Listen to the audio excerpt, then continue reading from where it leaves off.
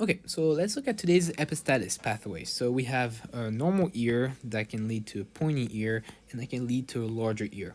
So we have our regular F1 cross coming from big A, big B, little b, crossed with itself, or the same type.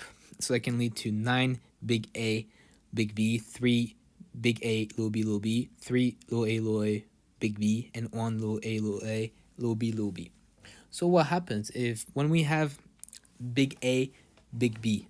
So we can see that there is an inhibitor for big A that's over here, which causes it to stay at normal here. So this will be normal.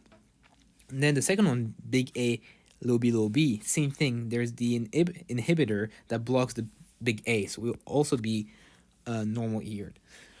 Then the third one is little a, big B. So we can go through the first one without any problem because it's little a.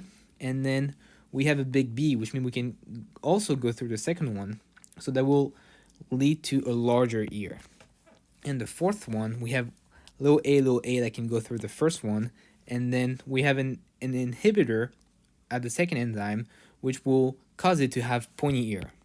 So we have these ones together, which will cause to have a 12 to 3 to 1 ratio.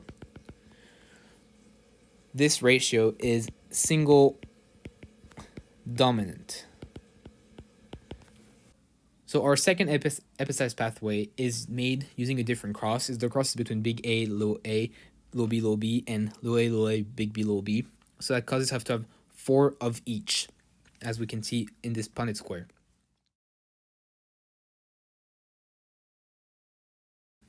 So the results will be the same. We'll still have normal ear for the first 2 ones, and then a larger ear for the third one, and a pointy ear for the fourth one, which will cause us to have an 8 to 4 ratio, which is not listed in the table because we don't have a regular epistatis.